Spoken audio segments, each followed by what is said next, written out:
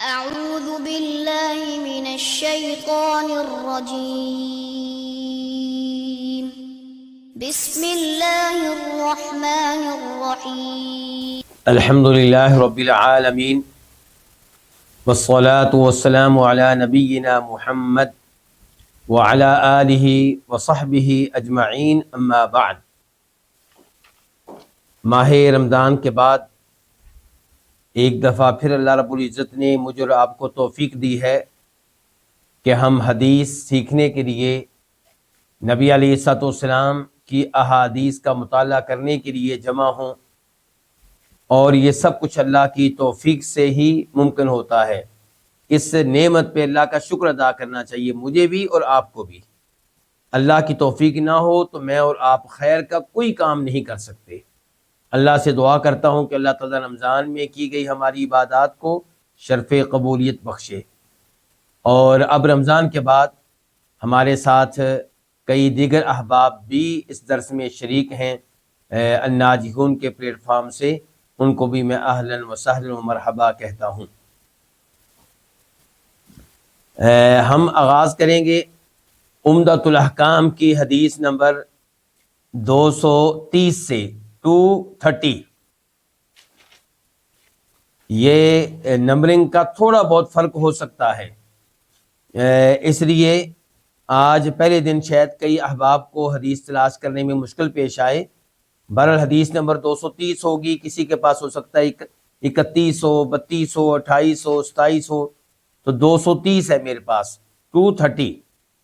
اور اس کی راویہ ہیں سیدہ عائشہ رضی اللہ تعالی عنہا، اور اس کا موضوع، یہ احادیث جو آج کل ہم پڑھ رہے ہیں ان کا موضوع کتاب الحج ہے، اور کتاب الحج میں بھی قربانی کا باب ہے۔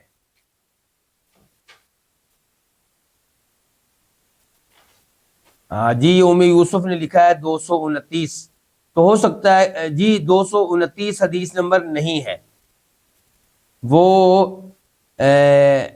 اس 229 کے نیچے کوئی حدیث نہیں ہے۔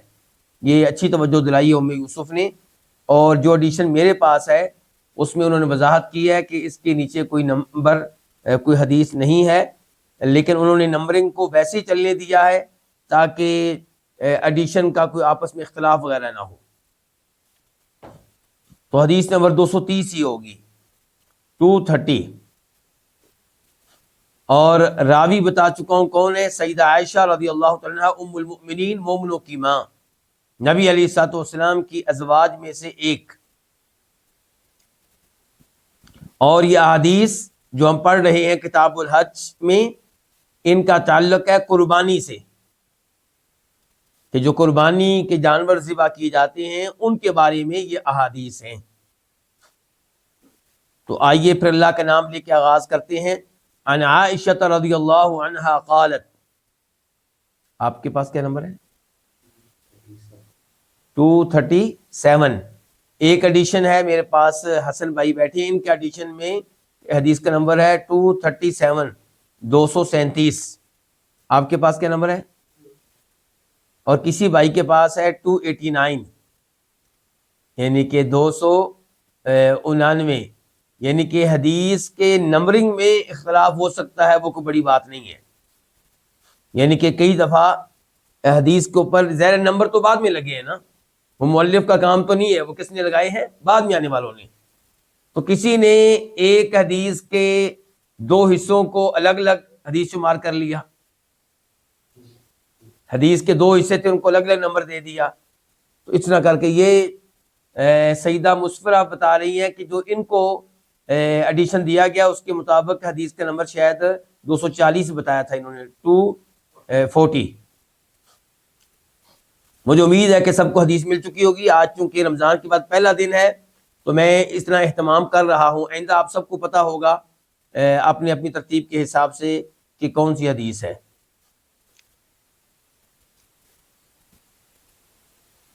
تو آغاز کرتے ہیں۔ عن عائشہ رضی اللہ عنہا، روایت ہے ام المؤمنین عائشہ رضی اللہ عنہا سے، قالت، انہوں نے کہا، فتلت، میں نے بٹے، میں نے بنائے، قلائد ہار، قلائد قلادت ان کی جمع ہے، کس کو کہتے ہیں؟ ہار کو. ہدی رسول اللہ صلی اللہ علیہ وسلم، نبی علیہ الصلوۃ والسلام کی قربانی کے جانوروں کے ہاتھ، فتلت میں نے بٹے بیدیا اپنے دونوں ہاتھوں کے ساتھ، یعنی کہ میں نے یہ ہار اپنے دونوں ہاتھوں کے ساتھ بنائے. ثم اشعرہا، پھر آپ نے قربانی کے ان جانوروں کو اشعار کیا. ان کا کیا کیا؟ اشعار کیا. اشعار یہ نشانی لگانے کو کہتے ہیں. اسی سے ہے نا ان الصفا والمروۃ من شعائر اللہ، کہ بے شک صفا اور مروہ پہاڑ اللہ کی نشانیوں میں سے ہیں. تو نشانی لگائی، کیا مطلب ہے اس کا؟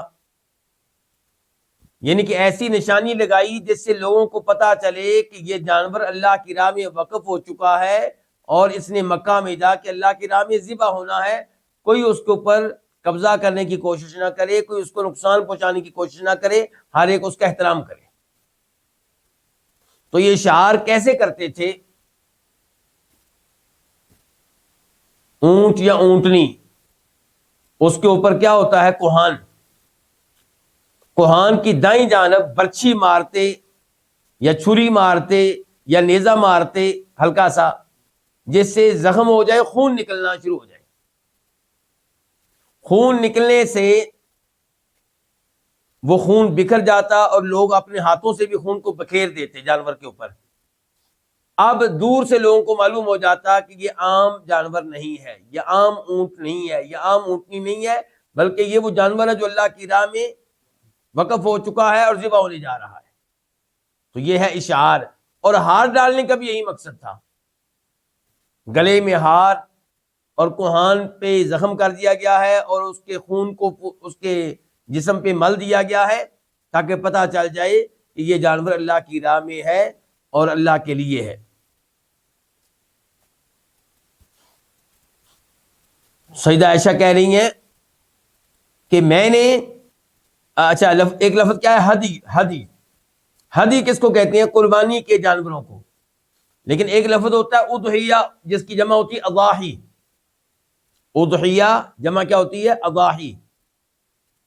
اس سے مراد قربانی کے وہ جانور ہیں جو عام قربانی پہ کیے جاتے ہیں عید کی مناسبت سے.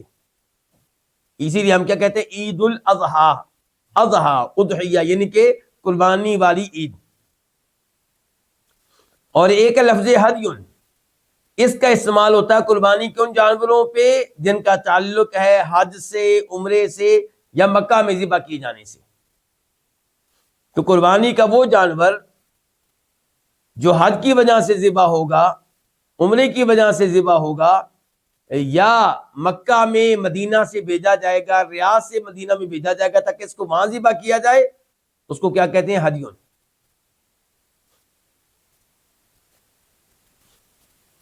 تو سیدہ عائشہ کہہ رہی ہیں کہ میں نے نبی علیہ الصلوۃ والسلام کی قربانی کے جانوروں کے ہار اپنے دونوں ہاتھوں کے ساتھ فتلت بٹے بنائے. ثم اشعرہا، پھر آپ نے ان کا اشعار کیا. کن کا؟ قربانی کے جانوروں کا. وقلدہا، اور انہیں ہار پہنائے. بنائے سیدہ عائشہ نے، پہنائے کس نے؟ اللہ کے نبی علیہ السلام نے. او قلدتھا، یا میں نے وہ ہار پہنائے. یعنی کہ راویوں کو شک ہو گیا ہے کہ سیدہ عائشہ نے کیا کہا تھا. کیا سیدہ عائشہ نے یہ کہا تھا کہ اللہ کے رسول نے ہار پہنائے، یا یہ کہا تھا کہ پہنائی بھی میں نے خود؟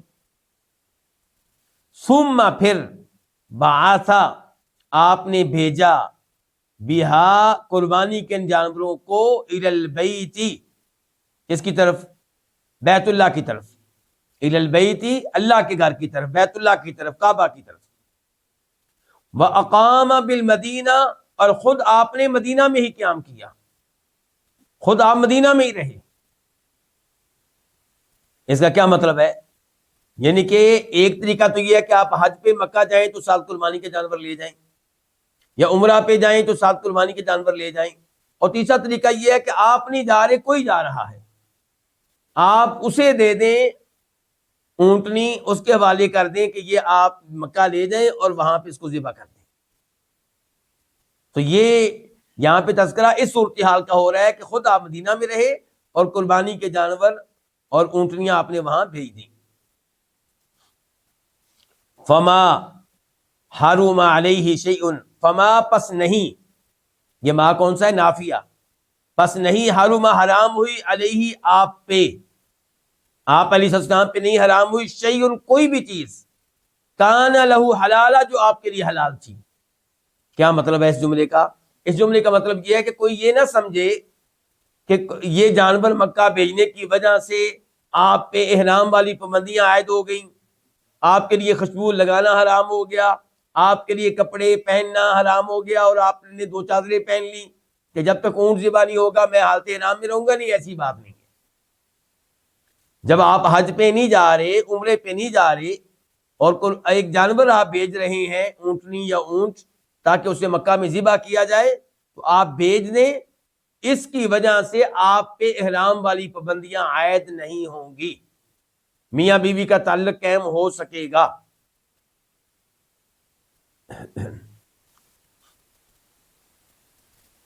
اس حدیث کو کس نے روایت کیا؟ امام بخاری نے. اور بخاری شریف میں اس کا نمبر کیا ہے؟ 1699 1699. اور اس حدیث کے اوپر امام بخاری نے باب کیا قائم کیا، عنوان کیا قائم کیا ہے؟ امام بخاری نے اس حدیث سے مسئلہ کیا اخذ کیا ہے؟ امام بخاری کہتے ہیں باب اشعار البدن، قربانی کے جانوروں کو اشعار کرنا، یعنی کہ ان کے کوہان پہ ہلکا سا زخم لگانا تاکہ خون جو ہے اس کے جسم پہ لگا دیا جائے، تو یہ جائز ہے، یہ درست ہے. امام بخاری نے یہ مسئلہ اسے ثابت کیا ہے. کہاں پہ؟ جب وہ اس حدیث کو لے کر آئے ہیں 1699 کے طور پہ، 1699 کے طور پہ. اور امام بخاری جیسا کہ آپ کو کئی دفعہ بتایا جا چکا ہے، ایک حدیث کو ایک سے زائد بار بھی صحیح بخاری میں لے کر آتے ہیں. کیوں؟ کیونکہ صحیح بخاری یہ صرف حدیث کی کتاب نہیں ہے، یہ حدیث اور فقہ کی کتاب ہے. امام بخاری نے حدیثیں بھی جمع کی ہیں اور اس حدیث سے مسائل بھی اخذ کیے ہیں. تو ایک حدیث میں مثال کے طور پہ تذکرہ ہے حج کا، اسی حدیث میں تذکرہ ہے روزوں کا، اسی حدیث میں تذکرہ ہے نماز کا، اسی حدیث میں تذکرہ ہے زکوٰۃ کا، تو ممکن ہے امام بخاری اس حدیث کو صحیح بخاری میں 4 بار لے کر آئیں. ایک دفعہ اس سے مسئلہ اخذ کریں گے، لیں گے جس کا تعلق ہوگا نماز سے، اور ایک دفعہ مسئلہ اس سے اخذ کریں گے جس کا تعلق ہوگا حج سے، اور ایک دفعہ مسئلہ اخذ کریں گے جس کا تعلق ہوگا زکوٰۃ سے، اسی انداز سے. تو اب اس حدیث کو امام بخاری دوسری بار پھر لے کر آئے. نمبر کیا تھا؟ 1696 1696. اور اس بار امام بخاری نے باب کیا قائم کیا ہے؟ باب من اشعر وقلد بذی الحلیفۃ ثم احرم. یہ باب ہے اس شخص کے بارے میں، من اشعر، جس نے قربانی کے جانوروں کا اشعار کیا، یعنی کہ ان پہ ہلکا سا زخم لگایا، وقلد، اور انہیں ہار پہنایا، کہاں پہنچ کر؟ بذی الحلیفہ، میقات ذی الحلیفہ پہ پہنچ کر، یعنی کہ مدینہ میں اپنے گھر میں نہیں بلکہ کہاں پہنچ کر؟ میقات ذی الحلیفہ پہ پہنچ کر.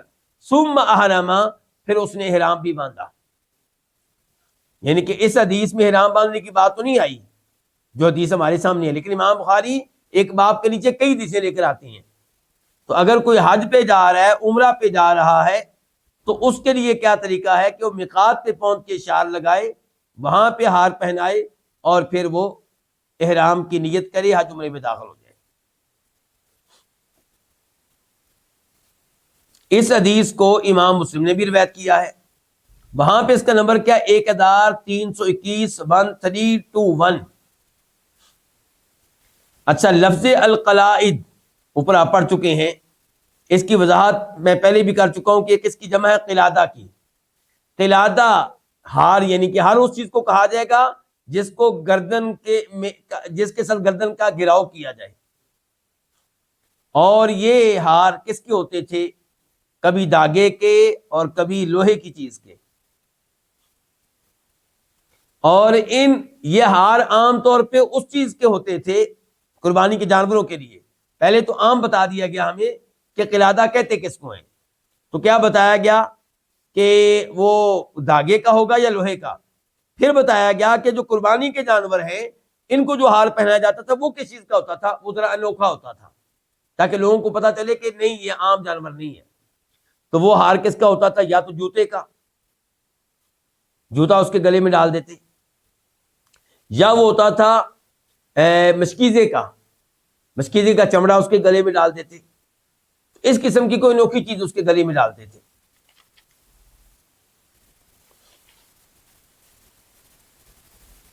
اب ہم دیکھتے ہیں اس حدیث سے ہمیں کیا کیا مسائل معلوم ہوئے، کیونکہ عمدۃ الاحکام یہ حدیث کی کتاب ہے، لیکن حدیث کی کون سی کتاب ہے؟ فقہی کتاب. یعنی کہ اس میں وہ احادیث لائی جاتی ہیں جن میں احکام و مسائل ہوتی ہیں. تو اب پہلا مسئلہ ہمیں کیا معلوم ہوا اس حدیث سے کہ بیت اللہ کی جانب ایسے اونٹ بھیجنا، ایسی اونٹنیاں بھیجنا، ایسے جانور بھیجنا جن کو بیت اللہ میں ذبح کیا جائے، یہ مستحب ہے، چاہے ذبح کرنے والا خود ساتھ نہ ہو. یہ جانور بیت اللہ بھیجنے کا مقصد کہ حرم شریف کے، بیت اللہ شریف کے، مکہ کے مسکین جو ہیں وہ گوشت کھا سکیں. دوسرا مقصد بیت اللہ کی تعظیم، اور تیسرا مقصد اللہ کا قرب، کہ اللہ کی راہ میں یہ جانور ذبح کیا جائے گا اور اس شہر میں جو اللہ کو سب سے زیادہ پیارا ہے.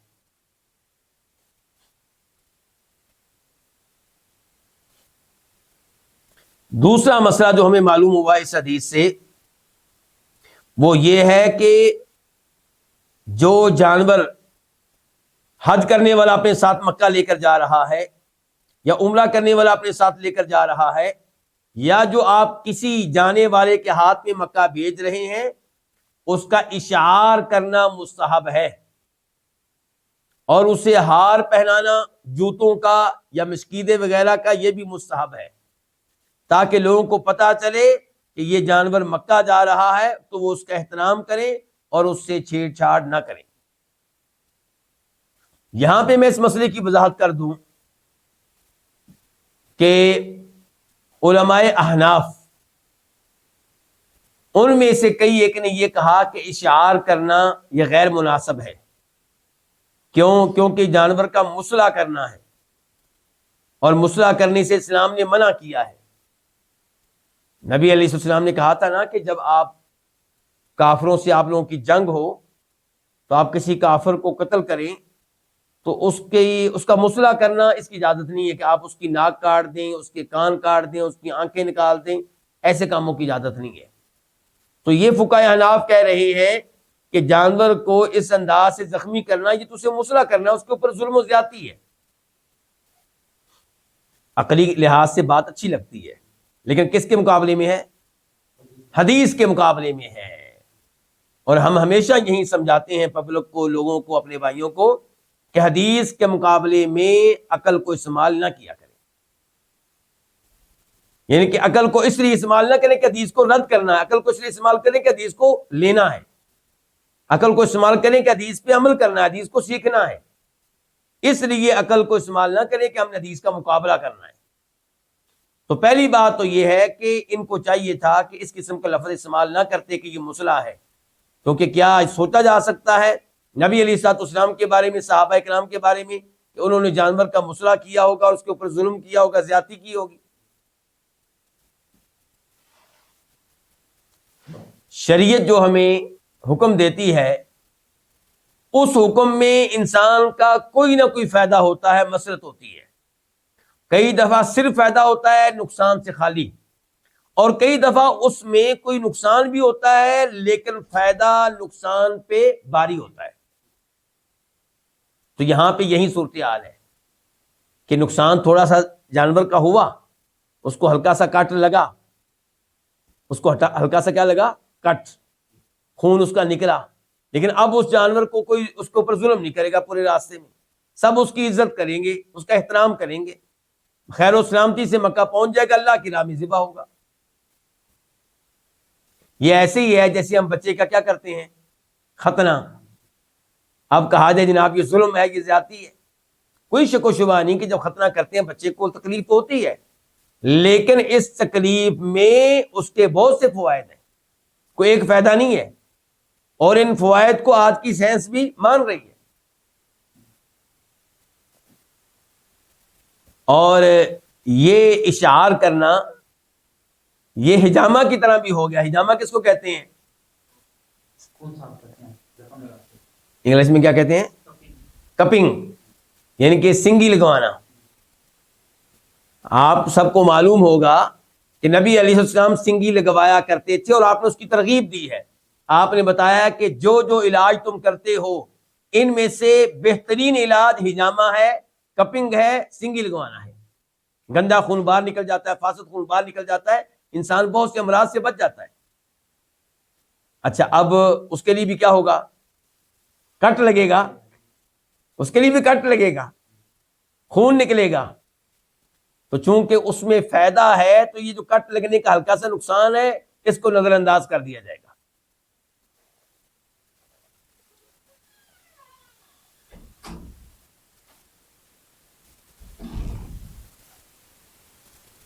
اس حدیث سے تیسرا مسئلہ یہ معلوم ہوا کہ جو شخص حج عمرے پہ نہیں جا رہا، جانور مکہ بھیج رہا ہے تاکہ اس کو وہاں پہ ذبح کیا جائے، تو وہ اس طرح محرم نہیں ہو جائے گا، اس کے اوپر احرام کی پابندیاں عائد نہیں ہوں گی۔ احرام کی پابندیاں اس پہ عائد ہوں گی جو حج عمرے کی نیت سے حج عمرے میں داخل ہو جائے۔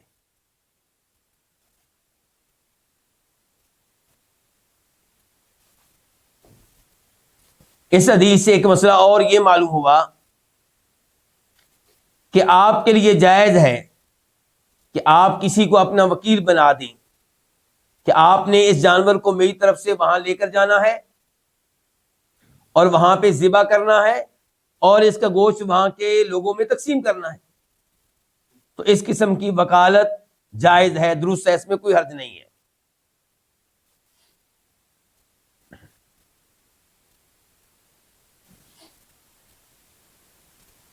اب ہم آتے ہیں حدیث نمبر 231 کی طرف، 231۔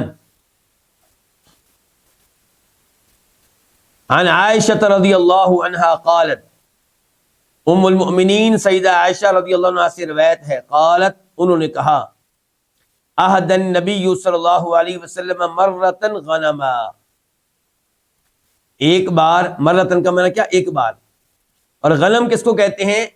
یہ لفظ جو ہے بھیڑوں اور بکریوں پہ بولا جاتا ہے۔ تو نبی علیہ الصلوۃ والسلام نے ایک بار مکہ میں بھیڑوں اور بکریوں کو بھیجا۔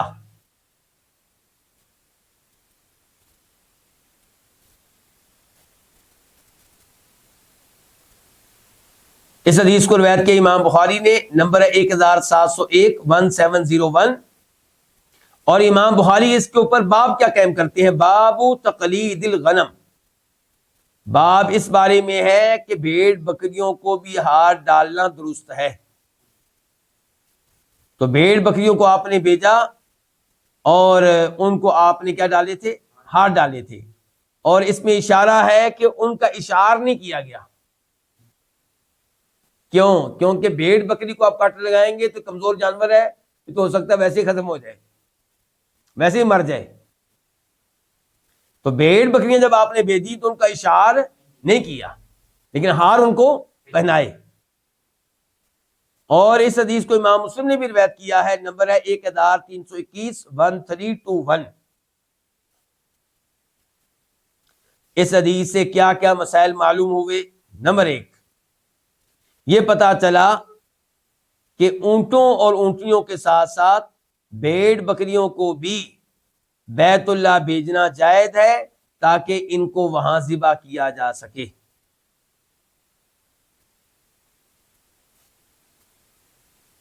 نمبر 2، اس حدیث سے یہ بھی اشارہ مل گیا کہ نبی علیہ الصلوۃ والسلام عام طور پہ کیا بیچتے تھے؟ اونٹ اور اونٹنیاں، کیونکہ اونٹ اور اونٹنیاں یہ وہ جانور ہے جو عربوں کے ہاں بہت قیمتی ہے، بہت مہنگا ہے، اور بہت اہمیت رکھنے والا ہے۔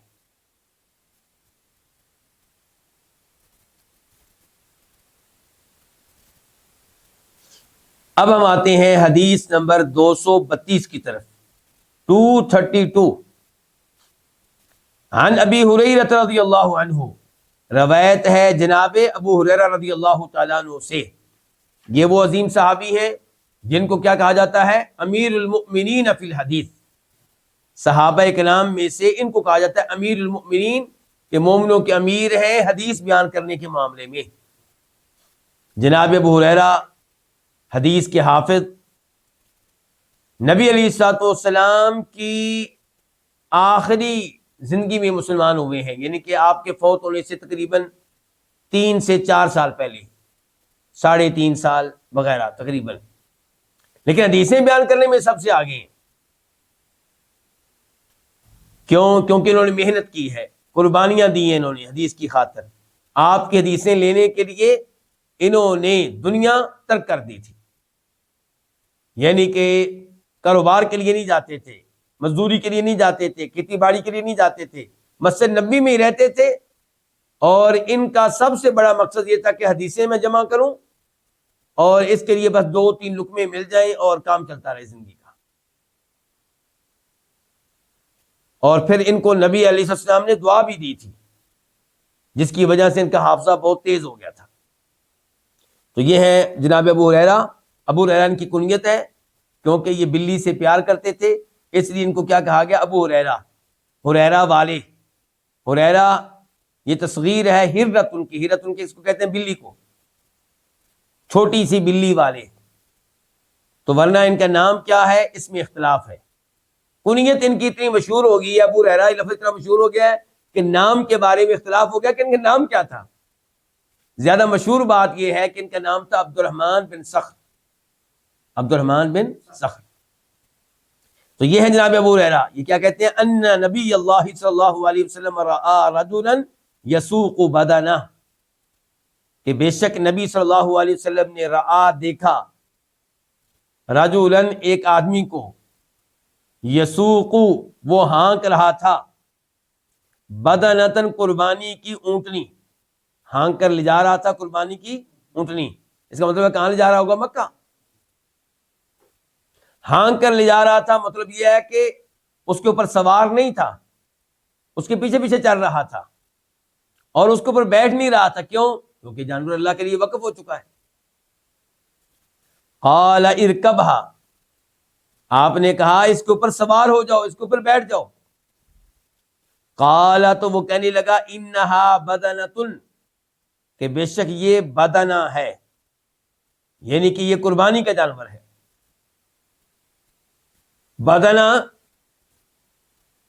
اسی سے ہوتا ہے نا بدن، تو عام طور پہ لفظ استعمال ہوتا ہے اونٹنی کے اوپر، اونٹ کے اوپر، کیونکہ ان کا جسم، ان کا بدن بڑا ہوتا ہے۔ لیکن اس کا استعمال بہرحال گائے اور بیل کے اوپر بھی کیا گیا ہے۔ وہ گائے اور بیل جس کو ذبح ہونے کے لیے کہاں بھیجا جا رہا ہو؟ مکہ میں بھیجا جا رہا ہو، یا نہ بھی بھیجا جا رہا ہو، کیونکہ یہ بدنہ ہے، یہ وہ ہدیون والا لفظ نہیں ہے۔ لیکن اس کا استعمال بھیڑ بکری کے اوپر نہیں ہوتا، کس کا؟ بدنہ کا۔ جی ہاں، اچھا۔ قال ارکبھا، آپ نے کہا اس کے اوپر سوار ہو جاؤ، دوبارہ کہا آپ نے۔ اس نے وضاحت پیش کی کہ قربانی کے جانور ہے، میں اس لیے ان کے نہیں بیٹھنا، تو آپ نے پھر کیا کہا؟ بیٹھ جاؤ، سوار ہو جاؤ۔ حدیث کے راوی کون ہے؟ ابو ہریرہ رضی اللہ تعالیٰ عنہ۔ فرأیتہ، وہ کہتے ہیں میں نے اس آدمی کو دیکھا، راکبھا، اس حال میں کہ وہ اس پہ سوار تھا، یعنی کہ پہلے سوار نہیں تھا، آپ نے حکم دیا تو پھر وہ سوار ہو گیا، بیٹھ گیا۔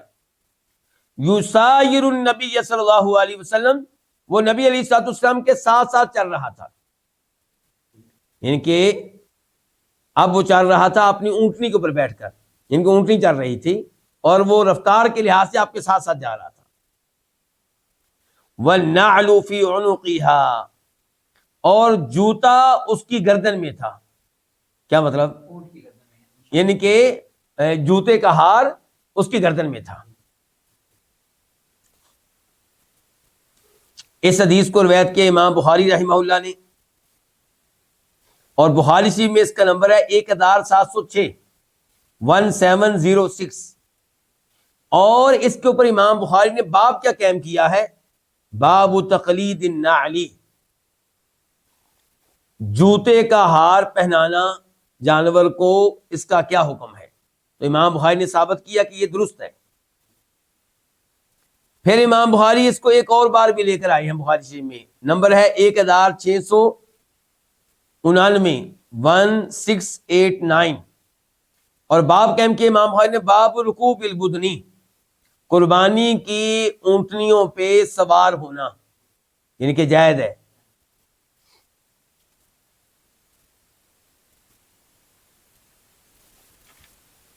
وفی لفظ، ہماری کتاب کے مؤلف کہتے ہیں ایک لفظ میں، ہماری کتاب سے مراد کون سی کتاب ہے؟ عمدۃ الاحکام۔ ہم عمدۃ الاحکام پڑھ رہے ہیں نا، اور عمدۃ الاحکام وہ کتاب ہے جس میں بخاری مسلم کی وہ احادیث جمع کی گئی ہیں جنہیں فقہی احادیث کہا جاتا ہے، احکام و مسائل والی احادیث، یعنی کہ آپ کو عمدۃ الاحکام میں عقیدے کے بارے میں احادیث نہیں ملیں گی، آپ کو نبی علیہ السلام کی سیرت کے بارے میں احادیث نہیں ملیں گی، آپ کو اس میں تفسیر کی احادیث نہیں ملیں گی، آپ کو اس میں فتن کی احادیث نہیں ملیں گی، کیونکہ اس میں احکام و مسائل، نماز روزہ کیسے کرنا ہے، حج کیسے کرنا ہے، بیع کے احکام کیا ہیں، کاروبار کے احکام کیا، یہ چیزیں ہوں گی۔ تو ہماری کتاب ہے عمدۃ الاحکام۔ عمدۃ الاحکام کے مؤلف کون ہیں؟ امام عبد الغنی المقدسی۔ تو وہ کہہ رہے ہیں وفی لفظ، اور ایک لفظ میں ہے، یعنی کہ اس حدیث کے کچھ الفاظ میں یوں ہے کہ قال فی الثانیۃ یا فی الثالثہ، کہ آپ علیہ الصلوۃ والسلام نے دوسری یا تیسری بار کہا۔ دوسری تیسری بار کیا مطلب؟ ایک بار کہا تھا نا بیٹھ جاؤ ارکبھا، پھر کہا تھا بیٹھ جاؤ ارکبھا، تو اس حدیث کے کچھ الفاظ میں آیا کہ آپ نے دوسری تیسری بار کہا ارکبھا، اس پہ بیٹھ جاؤ، سوار ہو جاؤ، وہی لکا، تمہارے لیے ہلاکت ہو، او یا آپ نے کہا وہی حقا، تمہارے اوپر افسوس ہے، افسوس ہے کہ سواری تمہارے پاس ہے پھر بھی پیدل جا رہے، اپنے اوپر ظلم کر رہے ہو، بیٹھ جاؤ اس کے اوپر، یا آپ نے کہا کہ تمہارے لیے کیا ہے؟ ہلاکت ہے۔ اچھا، ہلاکت ہے، اس کی وضاحت آگے آئے گی، ابھی کرتے ہیں ہم۔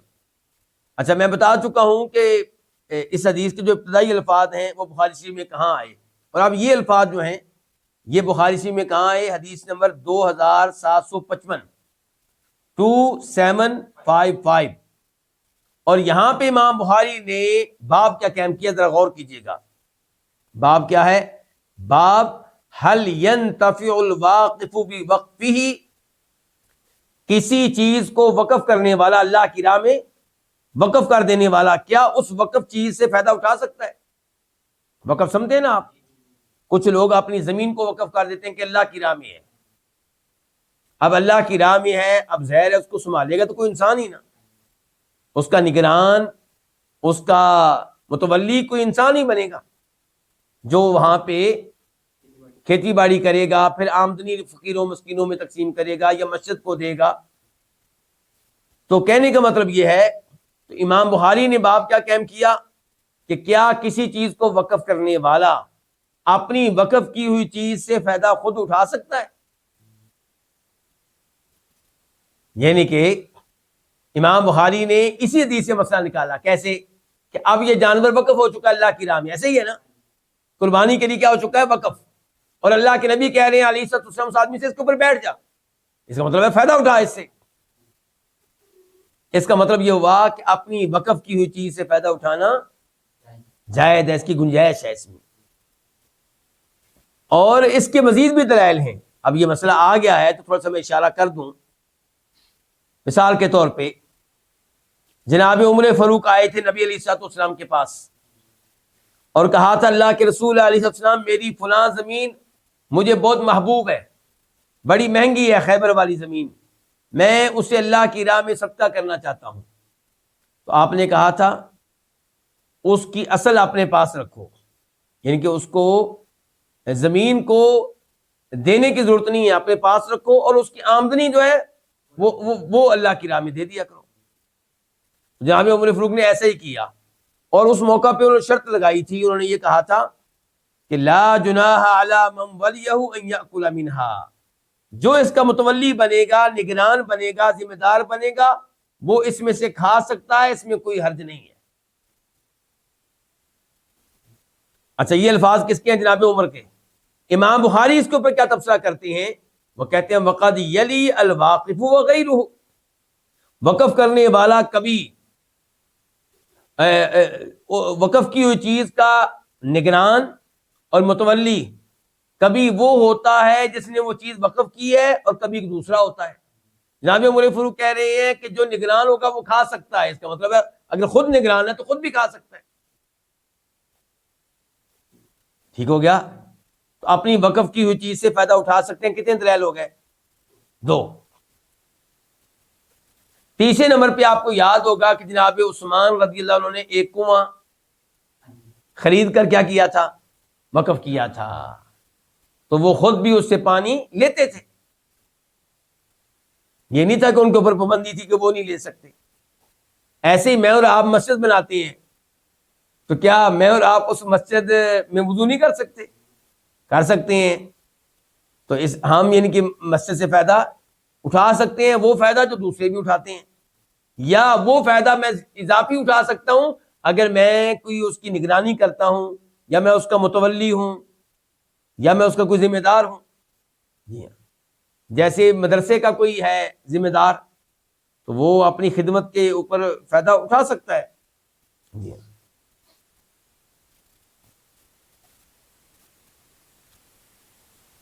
اس حدیث کو امام مسلم نے بھی روایت کیا ہے، اور نمبر ہے 1322 1322۔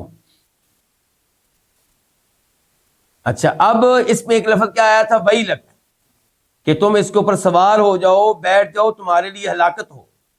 کیا آپ علیہ الصلوۃ والسلام نے اپنے صحابی کو ہلاکت کی بدعا دی ہے؟ ہاں، تو اس بارے میں یہ ہے کہ یہ تقیہ کلام تھا، یہ لفظ وہ استعمال کرتے تھے اور اس کا معنی مقصود نہیں ہوتا تھا۔ جیسا کہ کئی دفعہ یہ کہتے تھے مخاطب سے تیری ماں تجھے گم پائے، تو مطلب یہ نہیں ہوتا تھا کہ واقعی تو گم ہو جائے اور ماں تلاش کرتی رہے۔ نہیں، یہ ایسے الفاظ تھے جو ان کی زبان پہ ادا ہوتے تھے، لیکن معنی اور مفہوم مقصود نہیں ہوتا تھا۔ تو وہی لگ یہ عربوں کا استعمال ہے، یہ اور معنی اس کا مراد نہیں ہے، مقصود نہیں ہے، بدعا دینا مقصد نہیں ہے۔ اس کے ساتھ ساتھ ہم فرض کر لیتے ہیں کہ اس کا معنی مقصود ہے، تو پھر بھی ہمیں معلوم ہونا چاہیے کہ مسلم شریف میں حدیث آتی ہے کہ فرمایا نبی علیہ الصلوۃ والسلام نے، اے اللہ، جس کسی کے اوپر میں نے لعنت کی ہے، یا جس کسی کو میں نے برا بلا کہا ہے، جس کسی کو میں نے بدعا دی ہے اور وہ اس کا حقدار نہیں ہے، تو میرے الفاظ کو اس کے لیے رحمت بنا دے۔ میرے الفاظ کو اس کے لیے کیا بنا دے؟ رحمت بنا دے۔ اسی لیے ہم کہتے ہیں کہ جناب امیر معاویہ رضی اللہ تعالیٰ عنہ ایک دفعہ کھانا کھا رہے تھے، مسلم شریف کی حدیث ہے، تو نبی علیہ السلام نے عبداللہ بن عباس کو بھیجا کہ معاویہ کو بلا کر لاؤ۔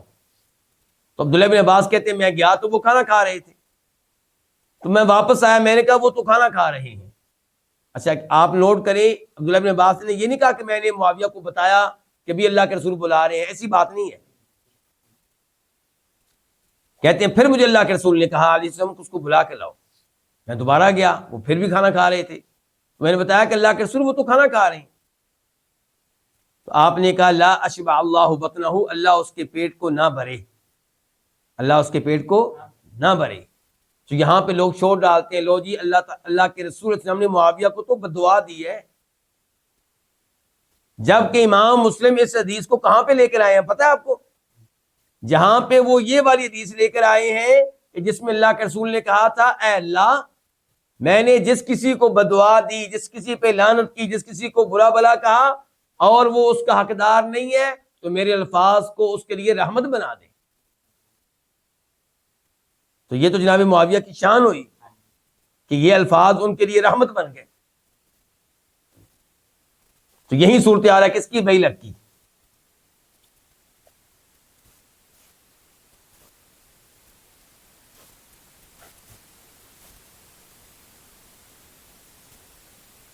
اس حدیث سے کیا کیا مسائل معلوم ہوئے؟ نمبر 1 کہ پتہ چلا عرب لوگ قربانی کے ان جانوروں کا بہت احترام کرتے تھے جن کو مکہ میں ذبح ہونے کے لیے لوگ بھیجا کرتے تھے، اسی لیے وہ لوگ نشان لگا دیتے تھے تاکہ عربوں کو پتہ چل جائے یہ قربانی کا جانور ہے، اور پھر ان کو یقین ہوتا تھا کہ اب اس کو کوئی چھیڑے گا نہیں، اس پہ کوئی قبضہ نہیں کرے گا۔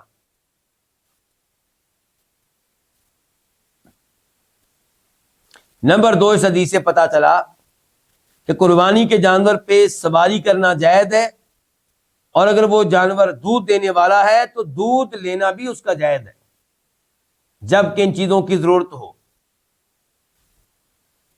اور یہ مسئلہ اس حدیث سے بھی معلوم ہو رہا ہے، قرآن کریم کی ایک آیت سے بھی معلوم ہو رہا ہے، سورہ حج آیت نمبر 36 اللہ تعالیٰ فرماتے ہیں وَالْبُدْنَ جَعَلْنَاهَا لَكُمْ مِنْ شَعَائِرِ اللَّهِ لَكُمْ فِيهَا خَيْرٌ، کہ قربانی کے جانور ہم نے انہیں تمہارے لیے بنایا ہے اللہ کی نشانیوں میں سے، تمہارے لیے ان میں بڑی خیر ہے۔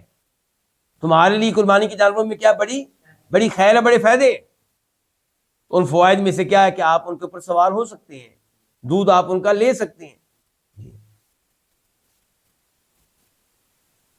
لیکن ایسے جانور پہ آپ تبھی سواری کریں جب آپ کو اس کی حاجت ہو اور اسے کوئی نقصان نہ پہنچے، اسے کوئی نقصان۔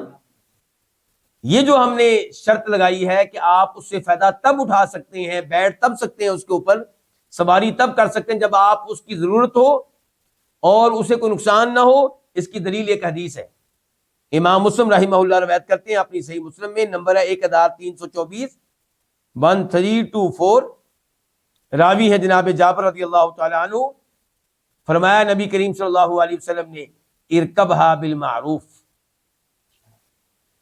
کہ آپ ایسے جانور پہ سواری کریں معروف طریقے سے، اذا الجئت الیہا، جب آپ مجبور ہو جائیں، جب آپ حتی تجد ظہرا، یہاں تک کہ آپ کو کوئی سواری مل جائے۔ جب کوئی اور سواری مل جائے اس کا مطلب پھر اس کے اوپر سواری نہ کرے۔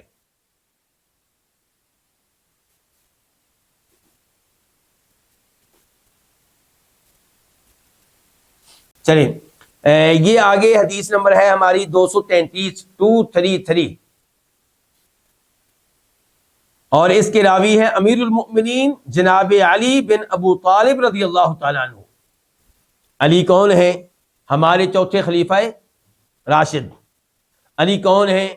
نبی علیہ الصلوۃ والسلام کے چچا کے بیٹے۔ کون سے چچا کے بیٹے؟ ابو طالب، وہی ابو طالب جو نبی علیہ الصلوۃ والسلام کا ساتھ دیتے رہے، آپ کا دفاع کرتے رہے، آپ کی مدد کرتے رہے۔ یہ جو ابو طالب ہیں ان کے بیٹے ہیں جناب علی، اور جناب علی آل بیت میں سے ہیں۔ کیوں آل بیت میں سے ہیں؟ ہاں، اس لیے نہیں کہ آپ کے داماد ہیں، بلکہ آل بیت میں سے اس لیے ہیں کہ آپ کے چچا کے بیٹے ہیں، اور نبی علیہ الصلوۃ والسلام کے مسلمان چچا آل بیت میں سے ہیں، اور آپ کے چچاؤں کی مسلمان اولاد بھی آل بیت میں سے ہے۔ اسی لیے آپ کے چچا عباس آل بیت میں سے ہیں، اور وہ لوگ جو اپنے آپ کو عباسی کہتے ہیں، اگر وہ عباسی اس لیے کہتے ہیں کہ وہ نسبت کرتے ہیں نبی علیہ السلام کے چچا عباس کی طرف، تو پھر وہ بھی آل بیت میں سے ہیں۔ تو یہ ہے جناب علی، اور جناب علی سے ہم سب محبت کرتے ہیں، صحابی بھی ہیں، آل بیت میں سے بھی ہیں۔ اور پھر یہ وہ علی ہیں جن کے بارے میں فرمایا تھا نبی کریم صلی اللہ علیہ وسلم نے کہ جناب علی سے محبت کرنا ایمان کی علامت ہے، اور ان سے بغض رکھنا منافقت کی علامت ہے۔ تو جناب علی سے روایت ہے، قال، وہ کہتے ہیں، امرانی، مجھے حکم دیا، النبی، کس نے؟ نبی صلی اللہ علیہ وسلم نے کیا حکم دیا؟ ان اقوم علی بدنہ، کہ میں آپ کے قربانی کے جانوروں کی نگرانی کروں۔ آپ کے قربانی کے جانور کتنے تھے جب آپ نے حج کیا؟ جانتے ہیں آپ لوگ؟ 100 اونٹ تھے۔ تو جناب علی کو آپ نے نگران مقرر کیا کہ یہ ذبح ہو رہے ہیں، ان کا گوشت بنانا ہے، کھالیں اتارنی ہے، تو وہ ظاہر ہے وہ قصاب کام کر رہے ہیں، نگرانی کون کریں گے؟ جناب علی. البتہ ان میں سے 63 کے قریب 63 یہ ذبح کیے تھے اپنے ہاتھوں سے اللہ کے نبی علیہ السلام نے، اور باقی جناب علی نے ذبح کیے تھے.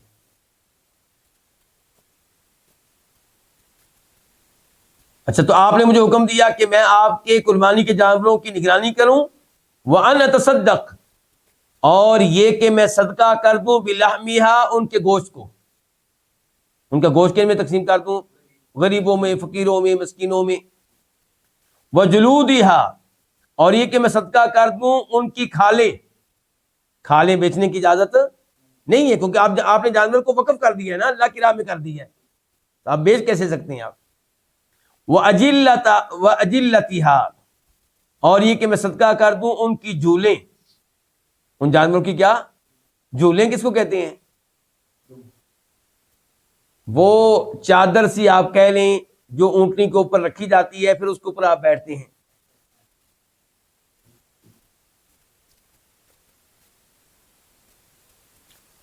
اچھا، وَأَلَّا أُعْطِيَ الْجَزَّارَ مِنْهَا شَيْئًا، اور یہ کہ یعنی کہ آپ کے احکام، اور آپ نے مجھے یہ بھی حکم دیا ان یہ کہ لا اوتی، میں نہ دوں الجزار قصاب کو، کسائی کو، منہا ان اونٹوں میں سے، ان چیزوں میں سے، شیئن کچھ بھی. وقال، اور کہا، نحنو ہم، نوتی اس کو دیں گے، کس کو؟ قصاب کو، کسائی کو، من عندنا اپنی طرف سے. یعنی کہ گوشت بطور قیمت ادا نہیں کیا جائے گا. اس حدیث کو روایت کے امام بخاری رحمہ اللہ نے، نمبر ہے 1717 1717، اور امام بخاری نے اس کے اوپر باب کیا قائم کیا ہے؟ باب یتصدق بجلود الہدی، قربانی کے جانوروں کی کھالیں ان کو صدقہ کیا جائے گا، یعنی کہ بیچا نہیں جائے گا. پھر امام بخاری اس حدیث کو لے کر آئے دوبارہ 1718 1718.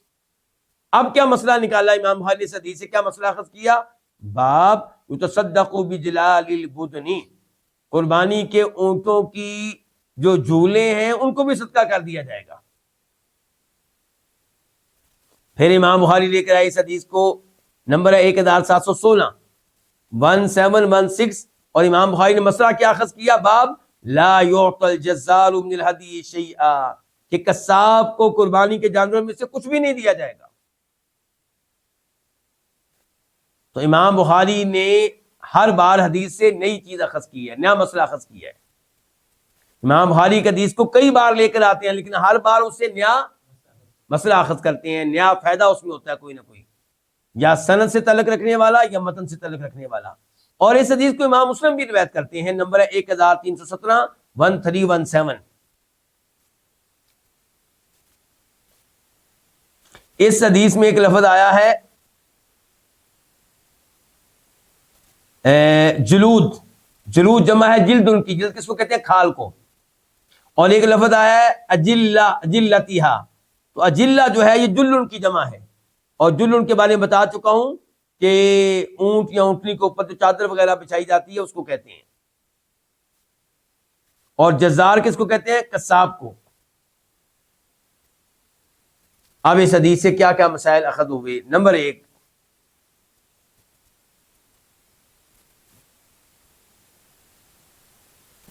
کہ قربانی کے موقع پہ اونٹ وغیرہ ذبح کرنا یہ نبی علیہ السلام کی سنت ہے، اور یہ آپ کا عمل ہے، آپ کا طریقہ ہے. اور آپ جانتے ہیں کہ اگر کوئی حج تمتع کر رہا ہے، یعنی کہ وہ حج جس میں عمرہ بھی ہوتا ہے اور حج بھی ہوتا ہے، درمیان میں وقفہ ہوتا ہے، تو اس میں بھی قربانی کا جانور ذبح کرنا واجب ہے. طاقت نہ ہو تو 10 روزے رکھے جائیں گے.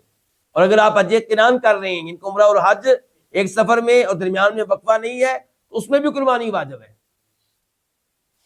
اور اگر آپ حج افراد کر رہے ہیں، اکیلا حج، جس میں کیا ہوتا ہے، اکیلا حج اور جس میں عمرہ نہیں ہے، تو اس میں قربانی واجب یا ضروری نہیں ہے. آپ کے سوال کا جواب آگے آ رہا ہے انشاءاللہ. دوسرے نمبر پہ اس حدیث سے مسئلہ یہ معلوم ہوا کہ افضل یہ ہے کہ قربانی ایک نہ ہو بلکہ کئی ایک ہو، کیونکہ نبی علیہ السلام نے کتنے جانور ذبح کیے؟ 100. نمبر 3 مسئلہ یہ معلوم ہوا کہ ان جانوروں کے گوشت کو تقسیم کیا جائے گا، بیچا نہیں جائے گا، اور ایسے ان کی کھالوں کو بھی اور ان کی جھولوں کو بھی، ان کے رسیاں وغیرہ۔ کیا خود بھی ان اونٹوں کا گوشت کھا سکتا ہے؟ بالکل کھا سکتا ہے، بلکہ صحیح حدیث سے ثابت ہے کہ یہی 100 اونٹ نبی علیہ السلام نے جناب علی کو حکم دیا کہ ہر اونٹ کا کچھ نہ کچھ گوشت لینا ہے، کچھ نہ کچھ۔ پھر اس کو ہانڈی میں ڈالا گیا اور اس کو پکایا گیا، اور آپ نے اس کے گوشت میں سے کھایا اور شوربہ بھی پیا۔ تو قربانی کے جانور ہوں یا عام قربانی ہو، خود بھی کھائیں اور لوگوں کو بھی دیں۔ چوتھے نمبر پہ جو مسئلہ معلوم ہوا ہمیں اس حدیث سے، وہ یہ کہ قصاب کو، یعنی کہ جانور کا گوشت بنانے والے کو، اس کی کھال اتارنے والے کو بطور معاوضہ، بطور قیمت گوشت نہیں دیا جائے گا، کھال نہیں دی جائے گی، کوئی چیز نہیں دی جائے گی، لیکن آپ اس کو اس کی فیس پوری دیں جو بنتی ہے، جو آپ کی طے ہوئی ہے۔ اس کے بعد آپ گوشت دینا چاہیں تو دے سکتے ہیں، آپ اس کو، آپ کھال اس کو دینا چاہیں دے سکتے ہیں، لیکن ایسا نہ ہو کہ کھال کی وجہ سے فیس کم مقرر کی گئی ہو ذبح کرنے کی، تو یہ نہیں ہونا چاہیے۔ تو اس لیے بہتر کیا ہوگا، قیمت دیں اور اس کو رخصت کر دیں، ورنہ ایسا نہ ہو کہ اگلی عید پہ وہ آپ کے ساتھ فیس اس لیے کم طے کرے کہ مجھے 5 کلو گوشت بھی تو دیتا ہے۔ ایسا نہیں ہونا چاہیے۔ تو بہرحال اس کے باوجود آپ گوشت دے سکتے ہیں، اس کو کھال دے سکتے ہیں، لیکن وہ معاوضہ نہ ہو، بلکہ فیس پوری دیں اور پھر اس کے ساتھ دے سکتے ہیں آپ۔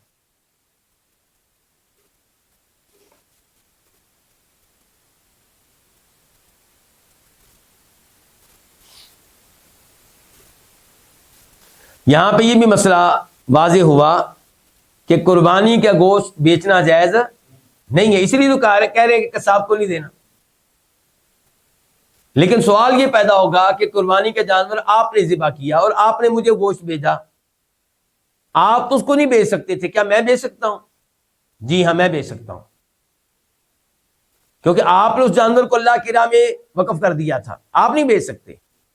آپ نے وہ گوشت مجھے بطور ہدیہ دیا ہے، میں اس کا مالک ہو گیا ہوں، میں بیچنا چاہوں تو بیچ سکتا ہوں۔ آپ نے کھال مجھے دے دی فری میں، میں اب اس کو بیچنا چاہوں تو میں بیچ سکتا ہوں، آپ نہیں بیچ سکتے۔ آج کے درس کی آخری حدیث، حدیث نمبر 234 234، راوی ہیں زیاد بن جبیر الثقفی البصری۔ وہ کہتے ہیں رأیت ابن عمر، میں نے دیکھا عمر کے بیٹے کو۔ کون؟ عبداللہ بن عمر۔ ابن عمر کہا جائے تو اس سے مراد جناب عمر فاروق کے بیٹوں میں سے کون سا بیٹا ہوتا ہے؟ عبداللہ، جو بہت بڑے صحابی ہیں۔ تو کہتے ہیں رأیت ابن عمر، میں نے دیکھا عبداللہ بن عمر کو، قد اتی علی رجل، وہ ایک ایسے شخص کے پاس آئے، ایک ایسے شخص کے پاس سے گزرے، قد اناخ بدنتہ، جس نے اپنی قربانی کے جانور کو، قربانی کی اونٹنی کو، قربانی کے اونٹ کو بٹھایا ہوا تھا، ینہرھا، اسے نہر کر رہا تھا۔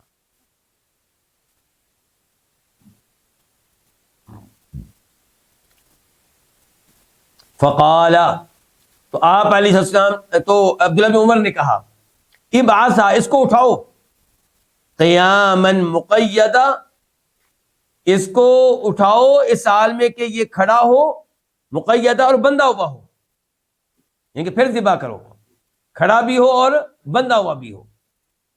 بندہ ہوا ہو اس کی مزید وضاحت ابھی کرتے ہیں۔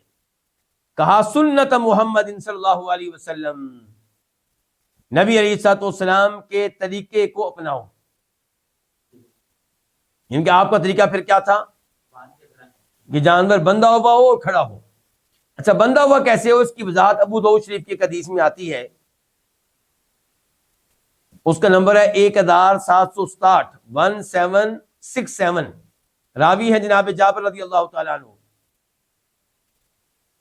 کہ نبی علیہ الصلوۃ والسلام اور آپ کے اصحاب کانوا ینحرون البدنہ، وہ قربانی کے اونٹ کو نہر کیا کرتے تھے معقولۃ الیسرا، بائیں ٹانگ بندی ہوتی تھی، قائمۃ علی ما بقی من قوائمها، باقی 3 ٹانگوں پہ وہ کھڑا ہوتا تھا. ٹھیک ہے، یعنی کہ اگلی بائیں ٹانگ وہ کیا ہوگی؟ بندی ہوگی، باقی 3 پہ وہ کیا ہوگا؟ کھڑا ہوگا. یہ ابو داؤد شریف سے پتہ چل گیا. اچھا، ہماری یہ حدیث ابھی جس کا میں ترجمہ کیا ہے یہ بخاری شریف میں آئی ہے اور اس کا نمبر ہے 1713 1713. امام بخاری نے باب کیا قائم کیا اس کے اوپر؟ باب نحر الابل مقیدہ، کہ اونٹ کو نہر کیا جائے گا باندھ کر. نہر کی وضاحت ابھی میں کرتا ہوں. اور مسلم شریف میں یہ حدیث آئی ہے، نمبر ہے 1320 1320.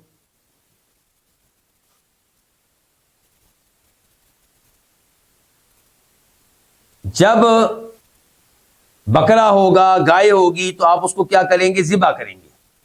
کیسے؟ لٹا کر، اور حلق پہ چھری پھیریں گے، اور جانور کا منہ کدھر ہوگا؟ قبلے کی طرف ہوگا. لیکن اونٹ کے معاملے میں سنت طریقہ یہ ہے کہ اونٹ کھڑا ہوگا اور اس کی بائیں ٹانگ بندھی ہوئی ہوگی، اور آپ نیزہ یا چھرا یا برچھی ماریں گے اس کی گردن کے شروع میں جو گڑھا سا ہوتا ہے وہاں پہ. ذبح نہیں کریں گے بلکہ کیا کریں گے؟ چھری ماریں گے ایسے، تاکہ اس کا خون نکلے، خون کا فوارہ نکلے گا، پھر وہ گر جائے گا. تو خون نکل رہا ہے نا، وہ گر جائے گا. تو یہ ہے طریقہ.